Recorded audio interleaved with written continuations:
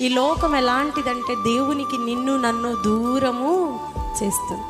యేసు ప్రభుతోనే ఉన్నాడు, యేసు ప్రభుతోనే తిన్నాడు, ఆయన చేసిన అనేక అద్భుతాలు ఆశ్చర్యకార్యాలు అన్నీ చూశాడు. కానీ లోకంలో పడ్డాడు, ధనం అనే దానికి లొంగిపోయాడు. ఎవరైనా ఇస్కరియోతు యూదా.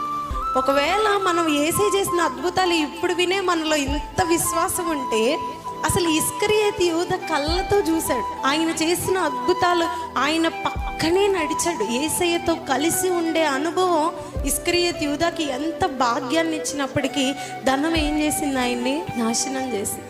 ఆ ధనము, ఆ 30 వెండి నాణేల కోసం ఆయన ఏం చేశాడు? యేసు ప్రభునే అప్పగించేశాడు. ఎంత బాధాకరం అంటే, ఈ లోకము మనిషిని అలా చేస్తుంది. కాబట్టి మనం ఎప్పుడు జ్ఞాపకం చేసుకోవాల్సింది ఏంటి అంటే, ఈ లోకానికి వేరుగా, ఈ లోకంతో సంబంధము లేకుండా మనము జీవించాలి.